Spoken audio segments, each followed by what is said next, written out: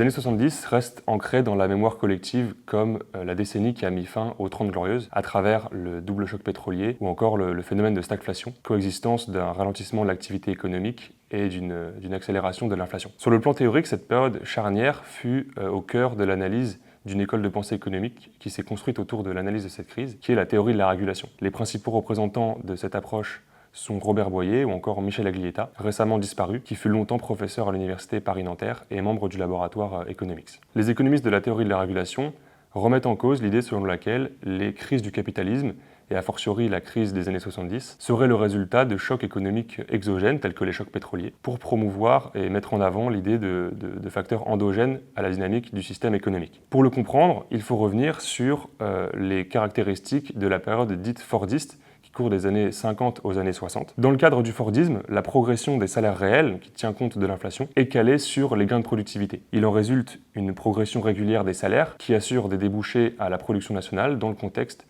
d'une économie relativement peu ouverte sur l'international. En échange de cette progression régulière des salaires, les travailleurs acceptent de se soumettre aux méthodes de production de masse.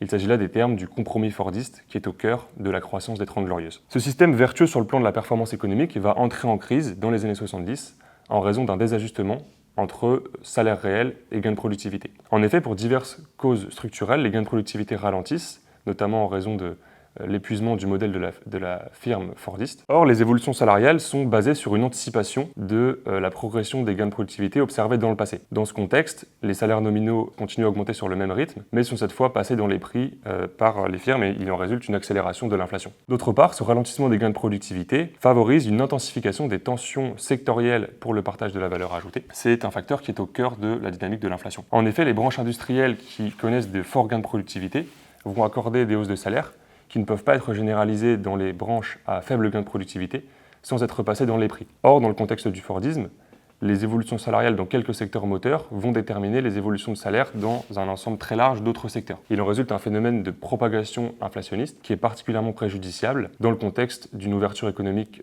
croissante, puisque ces hausses de prix vont venir peser sur la compétitivité. C'est ce désajustement entre salaire réel et gain de productivité qui est au cœur de la crise du Fordisme. Dans ce contexte, les chocs pétroliers s'apparentent davantage à des facteurs qui aggravent la crise, mais n'en sont pas véritablement à l'origine.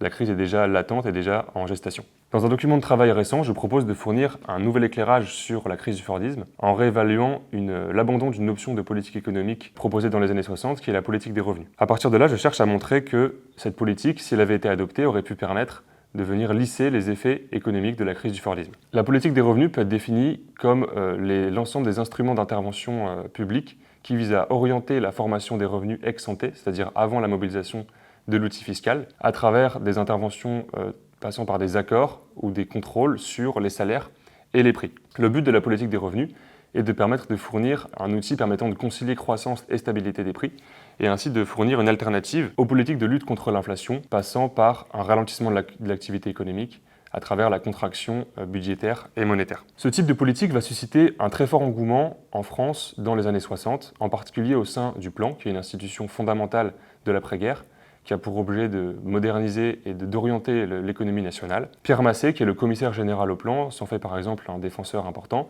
On en trouve également d'autres relais dans les sphères politiques ou encore académiques. Rapidement, plusieurs facteurs concourent à la mise à l'agenda de cette question de la politique des revenus. Le plus immédiat étant la grande grève des mineurs de mars 1963, qui va déboucher sur des augmentations de salaire importantes et va mettre dans les têtes l'idée selon laquelle une hausse désordonnée des revenus pourrait être un facteur concourant à accélérer l'inflation. C'est donc véritablement ce contexte qui va présider à l'organisation d'une grande conférence des revenus qui réunit les principaux syndicats du pays dans le courant de l'année 1963. Le but étant de se questionner sur l'opportunité de la mise en œuvre d'une telle politique des revenus. À l'issue de cette conférence, Claude Gruson va être chargé de proposer une modalité concrète d'organisation de la politique des revenus. Il est important de noter que Claude Gruson est alors un personnage important des institutions de la planification, puisqu'il est alors directeur de l'INSEE et anciennement directeur du service des études économiques et financières, qui est le service de prospective et de projection du plan. Ce rapport, donc dirigé par Gruson, va être remis dans le courant de l'année 64 à Pompidou, qui est alors Premier ministre. Ce dernier va trouver le rapport très cohérent et les conclusions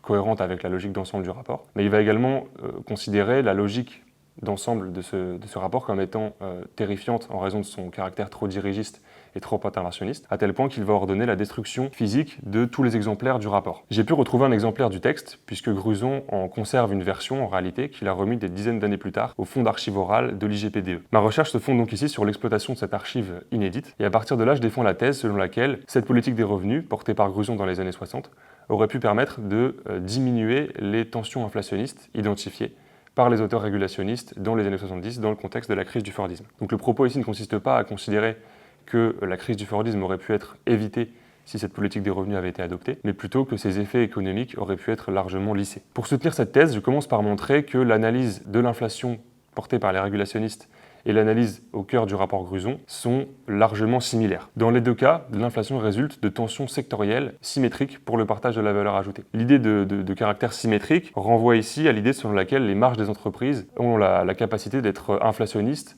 au même titre que l'augmentation des salaires. Par exemple, on trouve ici l'idée selon laquelle les firmes ont la capacité de maintenir un taux de marge constant dans un contexte de baisse de la demande, ce qui implique d'exercer une pression à la hausse sur les prix. Il s'agit ici d'une idée centrale qu'on retrouve aussi bien dans la littérature régulationniste qui analyse la crise du Fordisme, qu'au sein du rapport Gruson. Face à cette analyse de l'inflation, le rapport Gruson va préconiser deux grands dispositifs. Premièrement, le développement d'une planification sectorielle en valeur. Le plan était jusqu'alors pensé presque uniquement en volume, c'est-à-dire qu'il portait sur des grandeurs physiques et non pas sur des grandeurs nominales telles que les salaires ou les prix. L'idée défendue par Gruson ici est que le plan en valeur va devoir déterminer les évolutions sectorielles des revenus compatibles avec les objectifs du plan et la stabilité des prix.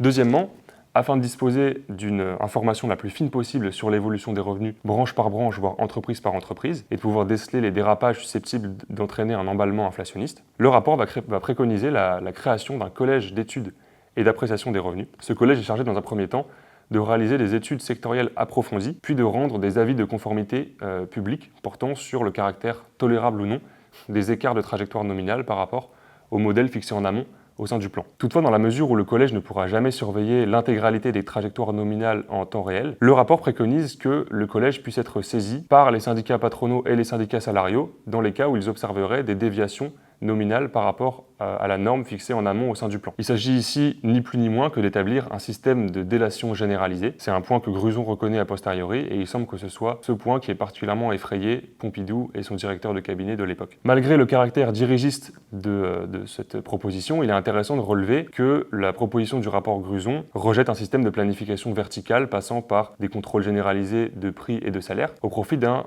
système beaucoup plus horizontal en réalité, puisque Gruson cherche ici à favoriser et à créer un cadre qui est censé être à la base de l'autodiscipline des acteurs, passant par des comportements coopératifs et de mise en conformité avec les objectifs fixés au sein du plan. Ce faisant, ce plan il apparaît rétrospectivement tout à fait adapté pour limiter les tensions inflationnistes qui apparaissent dans les années 70, qui sont identifiées par les régulationnistes. De fait, en généralisant les comportements coopératifs, cette politique des revenus aurait pu permettre de diminuer les tensions pour le partage de la valeur ajoutée et donc de diminuer l'inflation. Et dans un contexte d'ouverture économique, cette politique des revenus aurait pu permettre d'améliorer la performance économique en termes d'emploi et de production. Ce faisant, si on analyse la crise du Fordisme à travers les analyses régulationnistes, alors il faut considérer le choix de rejeter cette option de la politique des revenus comme un tournant déterminant.